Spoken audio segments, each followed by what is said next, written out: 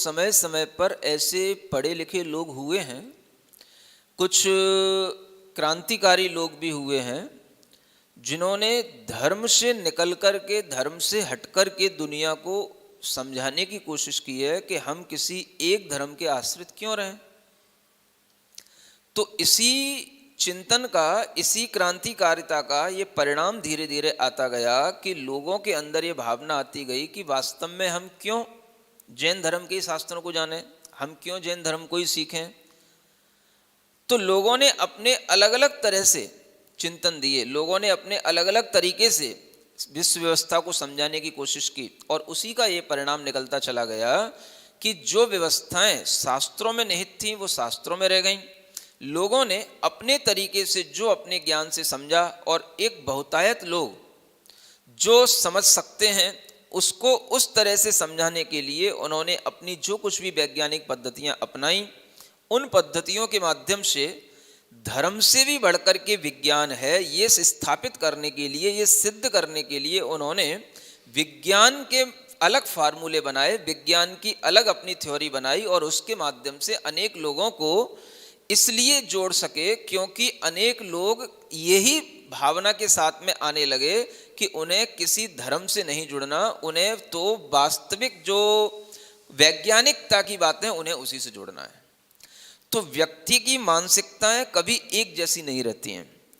बहुतायत मानसिकता के जो लोग होते हैं वो लोग जिस चीज को समझने और स्वीकारने की भावना में आ जाते हैं, उसी तरह की चीजें दुनिया में प्रवाहित होने लग जाती हैं, उन्हीं का परंपरा, उन्हीं का प्रवाह बन जाता है। तो इसलिए जो जैन धर्म की वैज्ञानिकता है या उसकी प्राचीनता है वो उसकी शास्त्रों में रह गई। जो आज के वैज्ञानिकों ने हमें बताया, कहा, वो बहुतायत लोगों ने माना, और उसी तरह की धारणाएं हमारे दिमाग में आ गई, हमारे ज्ञान में आ गई। तो ये इसलिए भी हो जाता है कि बहुतायत लोग जिस चीज़ को स्वीकार करते हैं हम उसी को स्वीकार करने लग जाते हैं। मैं आपको एक अच्छी बात बता रहा हूँ कि जैसे मैंने एक बार एक बच्चे से पूछा, बच्चों को अक्सर इस तरीके की दुविधाएं होती हैं, तो बच्चे अपने आप को समझते हैं कि जैसे मैं बहुत तार्किक हूँ। अब तार्किकपना देखना बच्चों का कैसा होता है। मैंने बच्चे से पूछा कि भाई ये बात जो हमें भूगोल में बताई जा रही है इसके क्या प्रमाण हैं, और ये सब गलत है ना, जो आपको विज्ञान सिखा रहा है सब गलत है, और उसको गलत सिद्ध करने के लिए हमने उसको 4 बातें बता दी। अब जैसे ही उसको लगा कि ये विज्ञान गलत सिद्ध हो रहा है तो वो मालूम है क्या बोलता है, तो क्या इतने सारे लोग बेवकूफ हैं?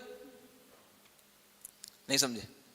तो क्या इतने सारे लोग पागल हैं या बेवकूफ हैं या इनको ज्ञान नहीं है जो ऐसी बात को मान रहे हैं? अब हम ये समझें कि जब तुम तर्क पर थे तो अब ये कौन सा तर्क आ गया सामने? ये तो कोई तर्क नहीं हुआ। समझ आ रहा ना? आखिर अंत में तुम्हारे मुंह से क्या निकला? क्या इतने सारे लोग मान रहे हैं तो ये सब बेवकूफ हैं क्या? तो इसका मतलब क्या हो गया? आप वहीं पे आकर के फिर खड़े हो गए। आप वैज्ञानिक नहीं हो, आप अपने आप को पढ़ा लिखा समझ रहे हो, वैज्ञानिक समझ रहे हो, लेकिन आप घूम फिर के इसी बात पर आ गए कि जो बहुत सारे लोग मानते हैं हमें वही मानना है। समझ आ रहा ना? तब मैंने उस चीज को पकड़ा कि देखो ये बच्चे अपने आप को समझते तो हैं कि मैं बहुत तार्किक हूं, मैं बहुत साइंटिफिक तरीके से बात करता हूं, लेकिन ये घूम फिर के जब इनके पास कोई प्रॉब्लम सॉल्व नहीं होती है, इनके पास कोई आंसर नहीं होता है, तो घूम फिर के उसी आंसर पे आ जाते हैं। तो अब ये कौन सा तर्क हुआ?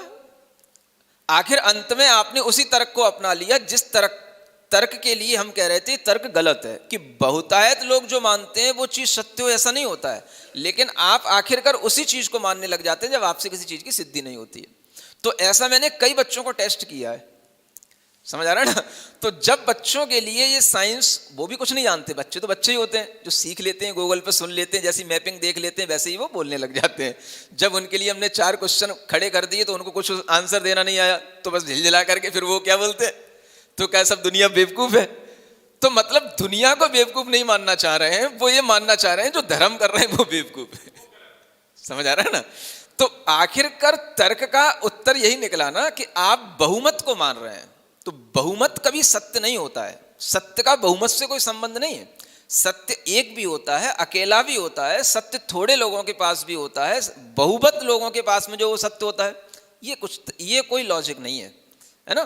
तो इसलिए आपको ये समझना चाहिए कि जो भी बच्चे हमारे लिए इस तरीके का तर्क करते हैं उन्हें समझाएं कि आखिरकार हम उस बहुमत को तर्क के रूप में क्यों मान रहे हैं, बहुमत को सत्य के रूप में हम तर्क प्रस्तुत क्यों करते हैं। तो बहुमत का मतलब कोई नहीं है ना। बड़े बड़े लोगों ने कह दिया भाई बड़ा आपने किसको मान लिया, किस ओहदे पर बड़े हो गए, किस कारण से बड़े हो गए। किसी को कोई मेडल मिल गया, किसी की कोई ख्याति बन गई, किसी के कोई नाम अच्छी अच्छी बड़ी बड़ी यूनिवर्सल मैगजीनों में आ गए, इसलिए बड़े हो गए क्या? क्या बड़े होने का मतलब क्या होता है? तो आप ये समझें कि हमने जो अपने अंदर धारणा बना ली हम उनको छोड़ना नहीं चाहते हैं, हम उनको तोड़ना नहीं चाहते हैं। हमने हमेशा से यही सीखा है धर्म छोटी चीज है, विज्ञान बड़ी चीज है। तो बच्चों के दिमाग में ये जो धारणा पड़ी हुई है, इसी कारण से विज्ञान की बात सत्य मानते हैं, धर्म की बात असत्य मानते हैं। तो ये जो धारणा है, ये भी धारणा हमें छोड़नी पड़ती है, ये भी गलत होती है। और जब तक हम इस तरह की धारणा में भी अपने आप को परिवर्तित करने की भावना में नहीं रखेंगे, तब तक हमारे सामने कोई भी सही समाधान हो नहीं सकता है।